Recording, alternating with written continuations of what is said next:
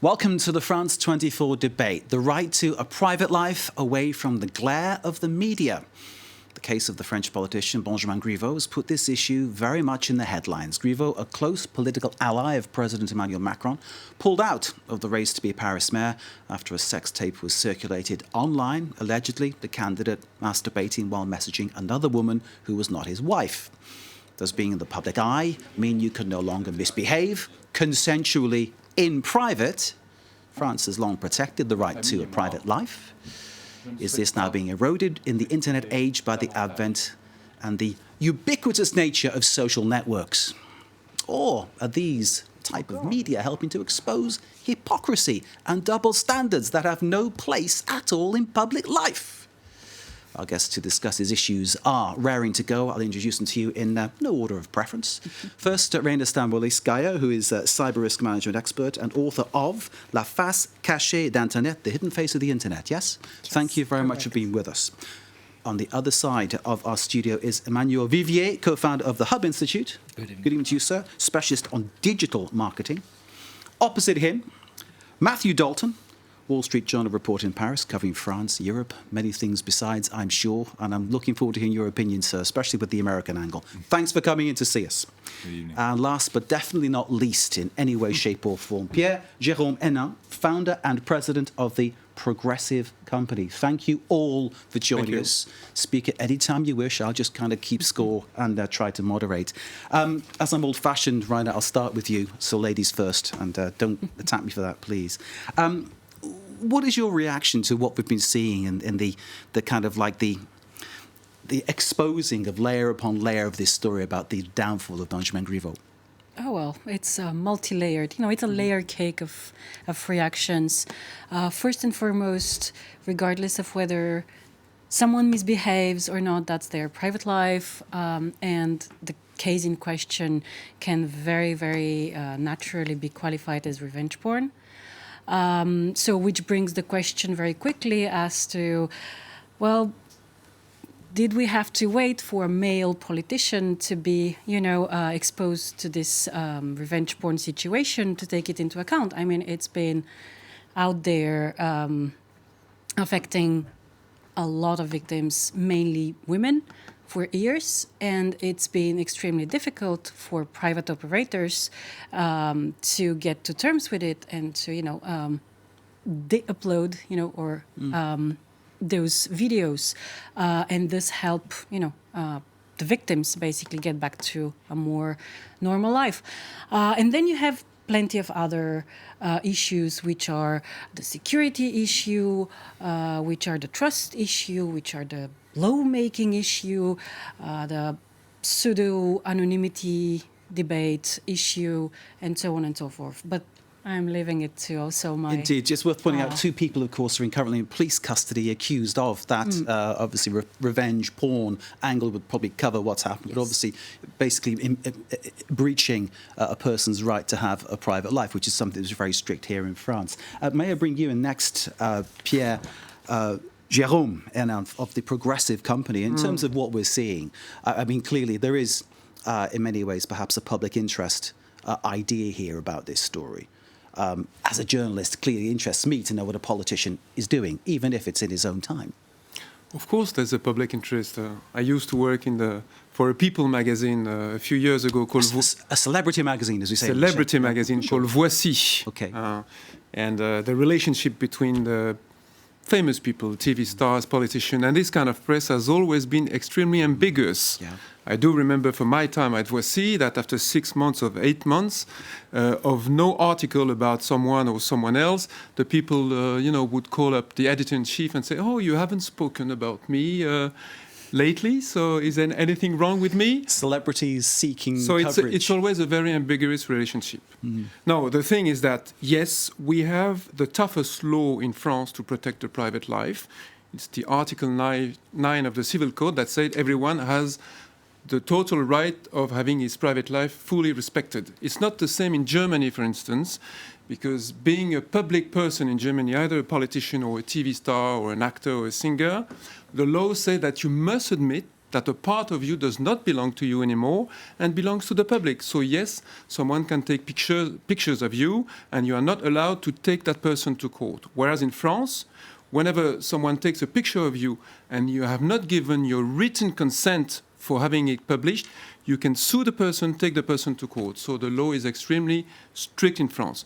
But who are we talking about here? We are talking about a politician, a famous personality who was minister, who was spokesman of the French government when that took place. Shouldn't he have behaved a little bit more? And this is the question that I'm putting on the table.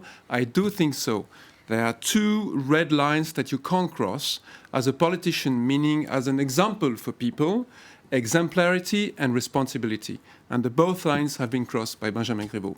Indeed. Matthew Dalton, could I bring you in, obviously, with the different aspects that Pierre Jérôme was talking about there. I mean, so I can think about the UK, of course, there's a different set of rules about how these kind of stories are reported. You look at any of the tabloids in the UK, this would be all over it and probably about 4 or 5 pages on the inside. What would the American response be?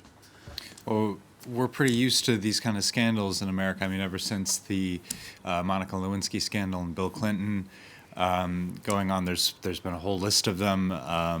Anthony Weiner, sending very similar kind of scandal, sending pictures of his genitals to women, and he seemingly couldn't stop doing that. He did that to lots of different people, and I think, you know, for the media, the issue has always been a few things, and covering these things and exposing them is, first of all, is there any kind of crime going on? So and with Anthony Weiner, there was the question about whether a minor was involved. You know, he was sitting next to an underage person, apparently, in some of them, so that was part of the investigation. And then there's the question of, and this is what Pawlenski brought up, is hypocrisy. And in America, we have these politicians, and politicians are very comfortable with about bringing their personal lives into their political identities. So you've got, for example, Barack Obama did this a lot. He talked about his wife, he talked about his daughters all the time. He said that they were his inspiration, and Benjamin Griveaux did that a little bit. He said he talked about how his wife and kids shaped his ambitions for Paris. He wanted the city to be a city for families, and now, you know, so that was kind of the hat that Pawlenski was hanging his whole argument on, which was that he's a hypocrite. He's talking about families and how he loves his family, and yet he's doing this. Is that really hypocrisy? I mean, he loves his. The fact that he's sending these images to this other woman surely means he still loves his kids. Maybe he does love his wife. I think it's, in my sense, it's a pretty weak argument that he's being a hypocrite. But I think reasonable people can probably differ on that. Indeed. So, could he be a hypocrite? Is it offensive? No indication that there's anything illegal going on. Not at all. There's nothing at all. So there's no law being broken, which is obviously a very important matter to get out on the table straight away. But in terms of his judgment, in terms of what he's done, in terms of why he's done it, I mean, can I just put it to you, Emmanuel, from the Hub Institute? Is he a guy you'd vote for, having seen what he's done? I think, you know, everybody has his vote, and I won't talk about that. But I think I'm very surprised that everybody's so surprised about it. It's not the first sex scandals. There have been so many. It's not the first time there is rumors or attacks against opponents or fake news. Even look at KGB. They were using what we call compromat quite a few years ago. There was no social media at the time, not even mobile. So it's not the first time we see people using, I would say, scandals to kill an opponent. So for me, it's really nothing new. Maybe just social media is able to amplify in terms of volume and speed as I would say, broadcasting of the information. Pierre Jérôme, itching to get in. Come on. You're absolutely right. It's not the first time, but it is the first time that a first-rank politician resigns only on the basis of private matters. It is the first time. So this Strauss-Kahn was not a politician, but, you know, it was going to He was. Well, he was head of the IMF when it happened. so Yes, In that's- France, yeah, but I'm And talking there about was a I'm talking situation about of France. It is the non-consensual. first. It is the first time it happens. What you said is extremely interesting. The border between private life and public life. Okay, all the politicians now are yelling, saying we need to protect our private life. We should make the law much stronger as it is now. 2 years of prison and 60,000 euros of fine, but aren't they the first ones to play with the media and to put their family into scene? I mean, this is also the real question. I mean, you were mentioning the word hypocrisy. It is totally the case. I mean, we have to look things such as they are. They are not clean. So Benjamin Well, I Griveaux think- puts on his Instagram account, Parisien, then he says father of 3 children. As you pointed out, Matthew, what he's done doesn't mean he doesn't love his kids, but right. it questions his judgment, doesn't it? Surely. Well, I think you could argue, you could say that he's inviting that kind of scrutiny when he publishes that kind of image. Yeah, absolutely, and I think that a lot of French people, what you've been hearing is they've been decrying since this scandal broke the Americanization of French politics. How do you feel when And- they say that, the Americanization of French politics? How does that make you feel? Well, I think that there's a lot of. I think they have reason to say that. I mean, but in America, politicians are much more comfortable bringing their private lives into the public sphere and making it part of their political identity. It's not all about policy. It's about who they are as a person. And I think the French, it's not just being forced on them. I think a lot of French politics are embracing that. Politicians are embracing that. They're representing themselves more as entire characters, people in the media, in the public sphere, using their family, using their children. And that's something that if they do that, they're probably going to invite more scrutiny of it when they do that. It's not merely being forced upon them. Indeed. Raina. Let me agree to disagree. No. Okay, let's. Well, regardless, let's put things that way. Okay, here we are in a situation where 2 adults exchange, well, sexually explicit content. Nothing has been authenticated. Let's assume it's true. The fact that Griveaux said, "I'm renouncing the right, the campaign, and I'm not running anymore," it's circumstantial evidence. For me, as a person who is just a nobody in terms of media attention, in terms of public attention, I get so much flack all day long just because I'm a woman, visible on social media, who speaks on media, TV sets from time to time. So imagine this amplified by, I don't know, thousands. It's hard to cope with, isn't it? What kind of Yeah, stuff? What kind of and stuff so- do people say to you? So, well, gosh, they send me from the unwanted attention of sending flowers to the people who tell me they know where I live and things like this, which is unpleasant, pretty unpleasant. Completely. So imagine you have this guy who, I believe him when he says he loves his kids. I mean, you should be a psychopath or something to not loving your kids. So when you are in the middle of this, excuse my French, shitstorm, Okay, well, And you excuse that have- once. and you have a month to go, and something that even if you, of course, go on TV sets and stuff and talk about your kids, we are beyond the red line here. So to me, in this situation, where so private things are circulating online on me and are taking a toll on me and on my family, yes, I will also drop because there are more important things. And 1 month seems like an eternity in this situation. So let's not, just to conclude, let's not go into speculations and, decide that monogamous, heteronormative relationships, of which we know nothing because they are a private matter, are a sign of hypocrisy here. I was going to say he should have apologized to his wife, but as you've just pointed out, we don't know the nature of their relationship or what went on. But it seems strange you didn't those apologize are to his our wife. morals, and when my morals starts dictating yours, just as the case is here, when my moral values become a way of proclaiming and fighting political ideology, we are into something that has a name, and it's called totalitarian regime.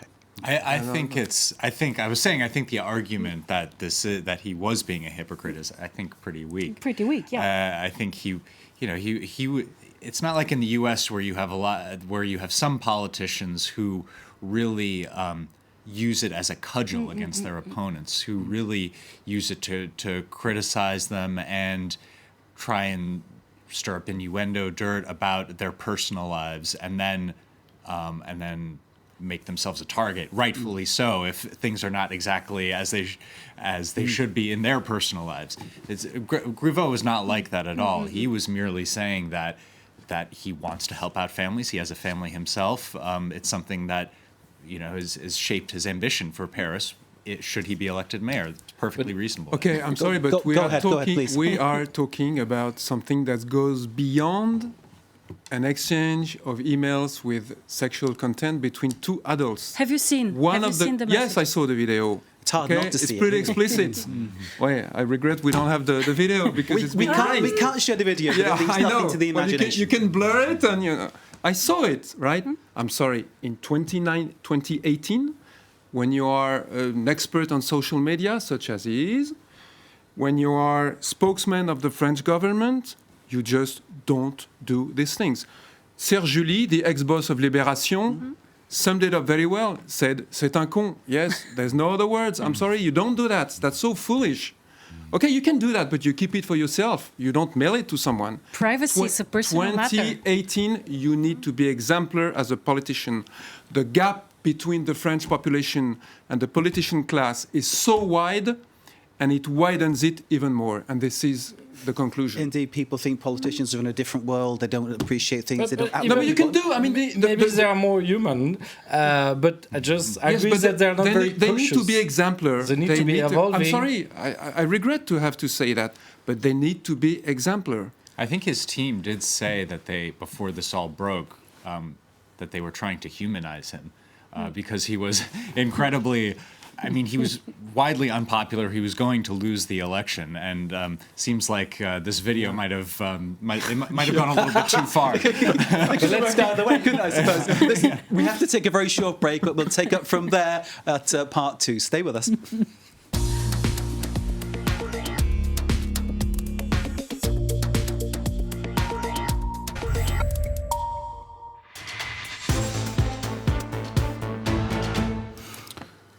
Welcome back to the France 24 debate. We're discussing the right to a private life if you're in the public eye. For Benjamin Griveaux, you might watch this with great interest, having resigned from running for Paris mayor because of the publication of an alleged sex tape online. We're discussing, was he right to do what he did? Well, clearly he wasn't. Was he allowed to do what he did because it was in private? Well, perhaps he was. Did he judge correctly in what he did with the tape that he made? That's a whole other question indeed. Here to discuss this, we have 4 guests with plenty of opinions. Let me introduce them to you once again before I set them loose on this subject. Rania Stambolisca is a cyber risk management expert and author of La Face Cachée de l'Internet, The Hidden Face of the Internet. Thanks for being with us. On the other side of the studio, Emmanuel Vivier, co-founder of the Hub Institute, specialist on digital marketing. Thank you. Matthew Dalton is from the Wall Street Journal, reporter here in Paris, covering France and Europe and beyond. Great to see you, sir. And last but not least, Pierre-Jérôme Hénin, founder and president of the Progressive Company. And you told us that in a previous career move, you worked on celebrity magazine Voici. Yes. You're used to dealing with celebrities who are looking for coverage, and you had a few things to say about Benjamin Griveaux. Let me pick up again from Matthew. You were talking about the issue about why he made the tape, why he did it, and how it could have gone and how people could have perceived it.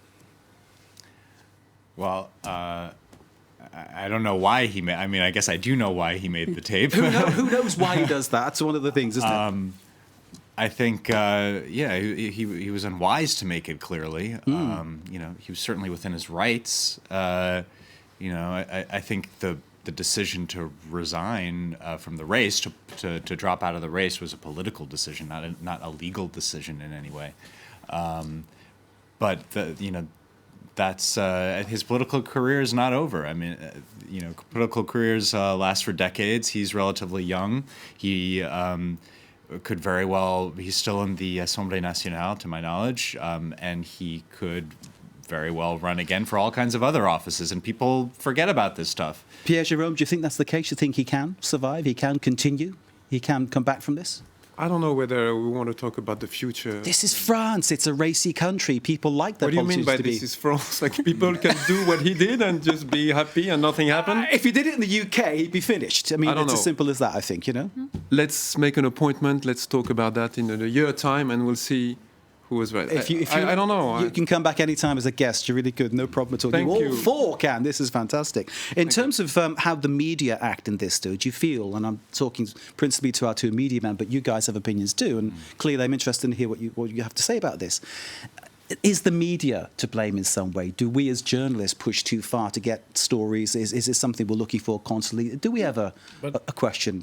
Should we be questioning this one, do you think? I think if we took moral aside, because there is this moral outcry for quite a few days, I think the important point is the world has changed and social media has arrived, mobile has arrived, and I think politicians should really upgrade themselves. Like, there is a personal situation there. I'm not going to judge that. What I can judge is they are not very smart. Like they should know that anything you say could be off small talk or could be sharing any content.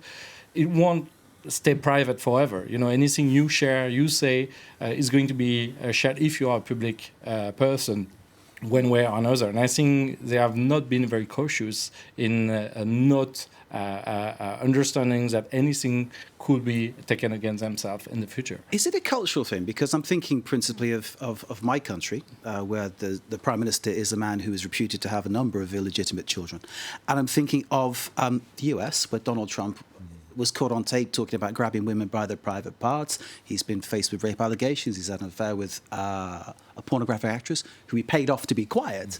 But he survives. In fact, he flourishes. Boris Johnson flourishes. Trump flourishes. Why does it work in some countries but not in France? Why has this happened to Griveaux? Had he been president, what would have happened? I'm trying to sort of piece this all together. It's been normalized. It worked in France. I do remember the story of François Mitterrand, who had a mistress and a hidden daughter. And both of them were accommodated in public premises from the presidency of the Republic. So a lot of people in Paris knew, the journalist world knew, the politician world knew, but everybody would keep quiet. So it can also take place in France. And it took place for years. You can't equate that with Trump and I Boris think Trump Johnson. is more an exception than the rule in the US. But I take your point completely, that it's something that was actually, they kept a lid on it because it was respected as his private life, and maybe that's a good thing. I think the lesson of Trump has been that a lot of people assumed beforehand, before what he was caught saying on tape and then all the allegations against him from lots of different women, that a politician could never survive that kind of thing. And Trump was really one of the first to say, nope, I'm not resigning. I'm not going away. I'm going to stay in and continue to run, continue to fight.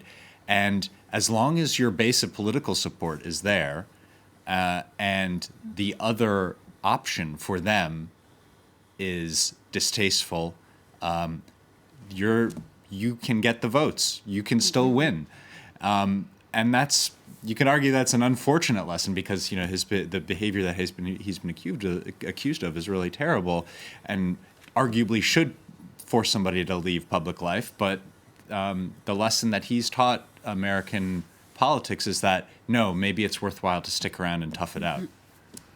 Go ahead. Yeah, I wanted to just get back to that sort of, that's very uncautious, you shouldn't do this kind of things. Why not? I mean... No, you can be smart. Just look at what happened to the guy, right? Wait. Raise your hands. I mean, all the people who are watching us today, like, raise your hands or, introspect yourself. Like, look inside, like, who here has not been at least tempted at sending something nice, something, cheeky to their partner? Who hasn't done so? But that's not the point. The point is the guy, once again, was spokesman of the French government when that happened. I was spokesman of the European Commission in Brussels. I've been deputy spokesman of the Presidency of the Republic. I'm very glad for you. I would never have done such a thing, I would never That is your sex tape. own. This come on, the guy is running for the mayorship of Paris, and he does that? Yes. How fool! No. Yes, it is. This is personal I'm risk not criticizing the management, fact Barry. that he did a selfie doing what he did. Okay, he can do what he wants. But please don't send it to someone and don't claim at the same This- time the values of the family and my kids and all Okay. of that. Let's I don't get- want to give the keys of the country, or at least Paris, to a guy who does such a thing. Okay. Unable. I got Raina, you finish like what you're 3 saying. Go ahead. times. Go I'll ahead, just Raina. go Please and go ahead. finish. So this is a matter of personal risk assessment. To me, if I'm doing this and I assume the risk, I decide that yes, it goes public. I'll deal with it. Then fine, it goes public. I deal with it. Well, not that well, extremely bad. That's my own business. Exactly. End of story. But So the thing is that where you're coming is, again, you presume that sending a video that has not been authentified. Let's get this straight. He's not denying it, is he? Okay. So, He's not calling it for what it is either. Okay. So this is I- circumstantial evidence. So sending a video of your genitals where you're masturbating to someone, an adult woman with whom you have whatever virtual relationship and it's based consensual. on consent, Okay. mutual consent, and we don't know what the situation is with your wife, I call this my own business. And if I want to send photos of my boobs or my other parts, and I assume this may go public someday, that's my business. I deal with it. I think we better differ. Go I ahead. totally agree This- with you. Yes, The Jérôme. only thing is that you're not running for the mayorship of Paris. You're What not do you know? spokesman. You're not spokesman of the French government. You're not an And so? ex-minister. Okay, so, And so? it makes the whole difference. No. It makes the whole difference, especially in a country where the politicians are hated by the population. Okay? Because of their genitals? Not because of that, because we have a problem of gap. Let's talk between about politics. Closing the gap between Yes, the politician yes. class and the population. This is why the politicians Let's- need to be exemplar. You want to In their identify with sexual them lives? in every aspect of their public life. No, They need to no, be But this is exemplar. private Matthew, life. the voice of reason. Go But ahead. this is private life. I was just going to It's say not again, private this video life. does kind of close the gap between, between. Oh yeah, like I'm like him. Oh yeah, he has the same one as I. I mean, if every Mine is bigger. Mine is bigger, guys. No, come on, if everybody's sending, Let's you be know, serious. Let's get serious. if everybody's Let's be sexting to serious. each other, I mean, So he's. it could have made him electable, or it could have made him unelectable. It depended how that cookie crumbled in particular, didn't it? But at least in Yeah. the US, there was an interesting example with Jeff Bezos that has been blackmailed Yes. with a sex video, and he decided not go to care public. about it. So Yeah. it just shows that there might be different positions. Yes. I'm thinking answering. of the Paris Hilton sex tape in which she based an entire career, as whatever she does, and she makes a lot of money out of that. Or the Kardashians. That was the next example. Yeah, but they're not running for the mayorship of You Paris. never They- Point know. taken. You Point never taken. know. But perhaps they could get elected now. It's That's another the point, way. isn't it, I suppose. Maybe you another can go way. into the entertainment business. Can I just bring in another case, which No. another case from the UK, which is slightly different, and I think it's looking more about how the tabloid press kind of intrude in people's lives and talk about things. This old issue of private and personal life. It concerns a TV presenter by the name of Caroline Flack. Now, this lady, you see her here on screen, she was a well-known, very popular TV presenter in the UK, hosting programs for the ITV network, the entertainment shows. One of them was called Love Island. It's a sort of, as it suggests, people go on a desert island and it looks at their relationship, and she presented it, and she was a great high profile. She killed herself at the weekend at the age of 40. She was in the middle of a tabloid frenzy, if you like, about an attack that she perpetrated. She beat up her boyfriend. She hit him with a lamp, apparently. It was all over the tabloid press, a real frenzy about this. And he wasn't pressing charges, but the police wanted to, and she said, if this goes to court, I'll kill myself. And as it was 3 weeks, I think, 3 weeks away from the actual trial beginning, she took her own life. She'd had a lot of hassle online via social media because in a previous relationship, she was dating a guy from a boy band called One Direction, who was 20 years her junior, and she was getting a lot of pressure from people online about that, insults, that kind of stuff, which her friends say really eroded her personality in many ways. Add to that the press interest in this case, which I can see as a journalist why there is an interest in that, but do we sometimes as journalists go too far? Do we as a public want to know too much about people? Do we put too much pressure on people? Should people have that private life? Should we just forget about it and just... Yeah. Has it gone too far? We can't do that, can we? Journalists, of course, the media sometimes goes too far, absolutely.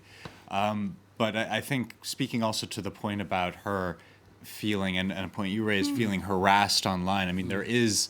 when you go online and you do have some kind of public profile, she's a star, but there are people who have much, smaller public profiles. They're still kind of public figures or sort of public figures when they have Twitter and Instagram.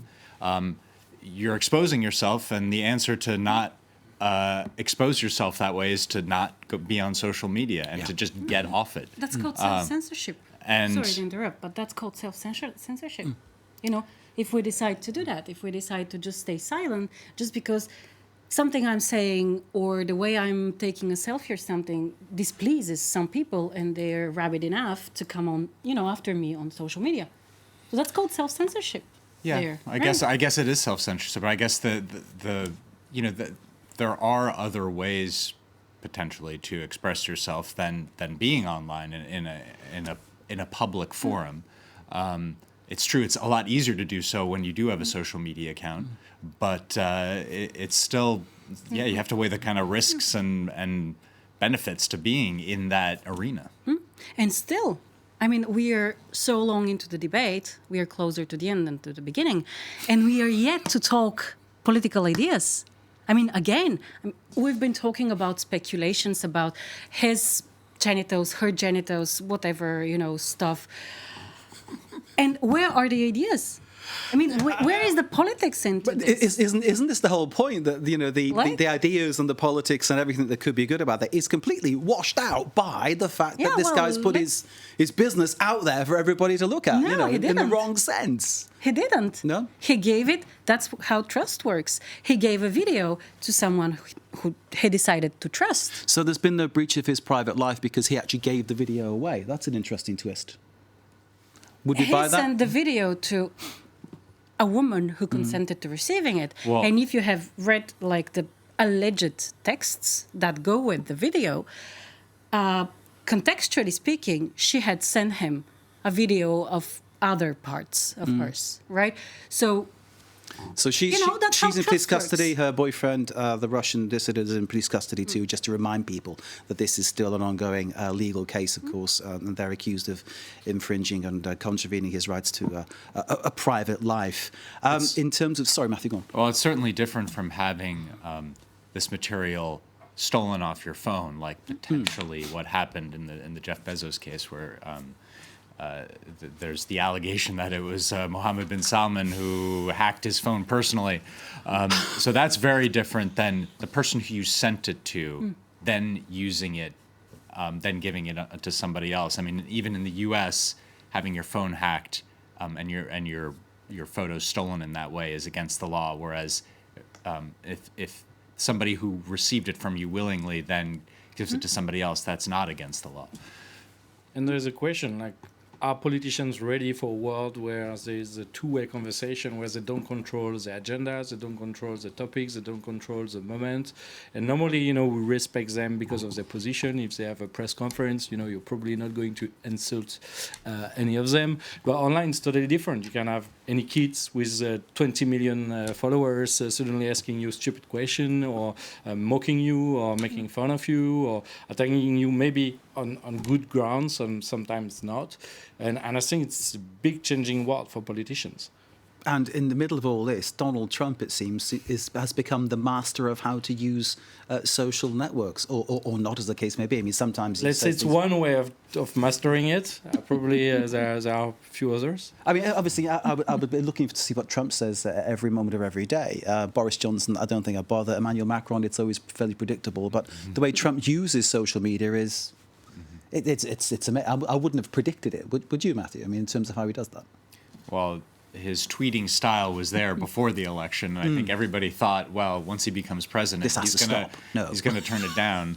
And then that was quickly proven to be wrong. So I guess it's not surprising anymore. In terms of our interest in celebrities, politicians, coming back to you, talking of your previous life, but obviously, you've got so much to say. This isn't going to go away, this kind of thirst, hunger for this kind of story. I mean, it's always been the same. Human nature, isn't it? Just look at the TV series The Crown and you'll see what took place in Great Britain and the United Kingdom before the war. It's always been the same. People have always been attracted by what could happen to the rich and famous. And the thing is that, yes, the digital world has changed things and gotten them much worse than they were before. When I was working in that press 20 years ago, we had no social media, and the question is, was it better? Good question. I don't know. Indeed, it is a good question. I think the mainstream media has, even the mainstream media has become much more interested in writing and recovering personal stories of people in government, people in positions of power, even royalty, writing about politicians, not about policy, but about their personal lives. And that kind of pressure, I think, has also made people in those positions ready to engage in that, to give them that kind of access. And this is fairly new in France. Like there was a turning point in France in the middle of 1990s, 1998, when the French soccer team won the World Cup. Yeah. Then the sports people became famous as people. And then the politicians became famous. But these politicians didn't become famous because out of the journalists you were asking about, the journalists' responsibilities, are they going too far? No, the politicians played the game, right? And they offered their chic, and they got what they deserved in the very end. But I think the other big change is technology too. Before, you had mass media, they could filter or not your talk, but it was not easy for anyone to respond to you. And suddenly it's a conversation and everybody's commenting, criticizing, maybe sometime agreeing with you. But suddenly it's a mass conversation with millions of people. It's live, it's all the time, it's 24 hours a day. So yeah, it's a different sport. And I'm not sure all of them are ready or trained for that. Umberto Eco, the Italian writer, has summed it up very well, saying, in the past there were a lot of stupid people talking about plenty of things, but no one would hear about them. Now with the social media, everybody is forced to hear about them, and that is a living nightmare. Indeed, and see some things which they'd rather not have seen, and if you've seen the video, you can't not unsee it, sadly. That's one of the way it is. Thank you to the panel for discussing this in such a lively way. It continues, of course. Media Watch coming up straight away.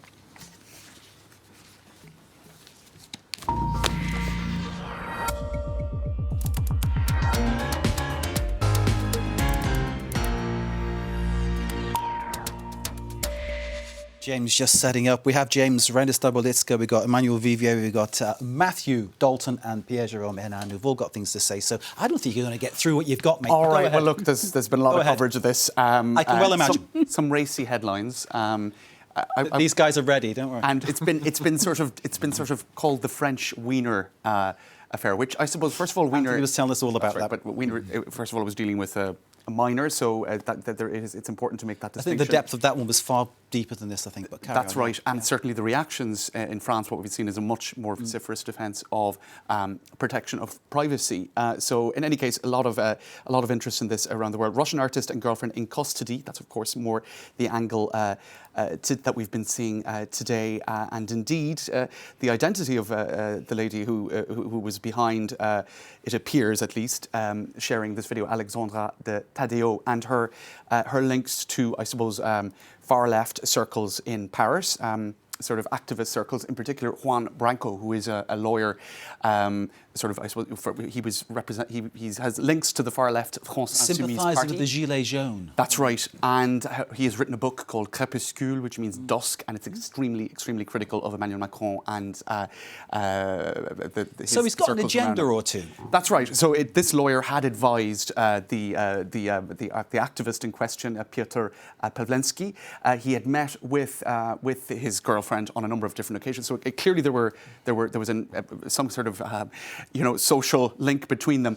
He claims, Juan Branco, that it was a purely professional consultation, that he, as a lawyer, he was advising Piotr Pawlenski, and that it went no further than that. But there has been a lot of I suppose, criticism of the fact that Juan Branco and others are saying, look, this was justified, this was hypocrisy. He's showing his private life here. This is photos that he was posing for with his wife, and that there was a degree of hypocrisy in that regard, and that therefore that hypocrisy justifies this kind of activism. And that, of course, has created a lot of debate. And the point you were making, I think, Pierre Jérôme, he's selling a brand here. He's selling a brand of him and his wife and getting the voters to buy into that. And, of course, it could be hollow. The point Random making, of course, is that you don't know what goes on between the two. So I suppose you could decide whether you vote for them or not, don't you? James? Now, another factor that's been coming into the debate a lot, Mark, is whether or not one should be allowed to be anonymous online. Now, many people have said that this is a completely false debate because, in fact, this was not about people being anonymous on social media. The video was put up on a website, and everybody who was involved actually has sort of their identity is known. So the fact that this has kind of crept into the public debate, some feeling that that's just not legitimate. But you had many, such as the spokesperson for the LREM party, saying what should we take away from all of this, from the kind of violence of this mudslinging online, if you like. And indeed, it was the notion of anonymity that she was kind of zeroing in on. Also, quite a well-known lawyer here in France, Eric Dupond-Moretti, he also claimed that this is something that we really now have to examine, the fact that people can hide behind anonymity, and you should own and sign what you say online. Now, there might be an argument about that, but it seems to be disconnected to this particular story. Go ahead. There is none. I mean, we know the names of everyone involved in this story. I mean, the Porno Politique, the website that published the videos. Which has now been taken down. Yes. Yeah. I mean, the author is Piotr Pawlenski. I mean, it was mentioned. Then, there were multiple relays through more private forums and things like this by people who do not hide themselves. And then you had on Twitter, it went viral by publicly identified people, one of whom is still serving as a member of the parliament. I mean, there is at any point just no question of anonymity. And still, it's not because I don't know who the person behind this nickname is that a judge or the police will not be able to know. James. Right. So we are pseudonymous, yes. So it's a separate debate, I think, is what many people have been saying. And, to kind of tie it to this is a bit stretched. Marine Le Pen has been coming out saying that she's a very vociferous supporter of free speech online. And so some people have been sort of seizing the moment, if you like, to say that this debate should not be tied up with the notion of laws fighting hatred online or hate speech online, one of which is being examined at the moment by the French Parliament. And so, yes, another angle to this story as well is there was quite a degree of speculation, and I don't think there was any proof, but speculation that Twitter might have somehow downplayed the story. Everybody was talking about this when it broke on Thursday, Friday, and this did not appear at a certain point in the top trending topics in France, which seems difficult to understand because the facts would indicate that it was. So there was quite a lot of noise about that online. Interesting. Yes. Now, just one. Sorry, Matthew, go on. Sure. Well, was that before Griveaux? Because Griveaux himself dropped out of the race before any of the mainstream media had reported on it, and only because all this stuff was bubbling up on Twitter, basically, that he felt he had to come out and step down. And I guess my question is, was it trending even before he himself publicly addressed it? And that's when really the story really exploded. Right. Before that, it was kind of viral on Twitter maybe, but and there's some anonymous counts in addition to named people. Right. But I'm just wondering if it was even trending. It wasn't. Indeed, it was speculation. It's probably not even worth mentioning it because it appears not to have been. Remember, I checked it out because I was like, "What's happening?" It was the early morning. I was waking up like, "What's happening?" And I was getting the AFP depeche, and it was saying like he resigns. I'm like, what for? Like, what happened? To my guests, thank you very much indeed. James, thank you very much indeed. Leave you one thought. Let he who is without sin cast the first stone. And just be careful what you put online. That's the thing, isn't it? Thank you very much for joining us. Thank you for watching. Thank you. Stay with us.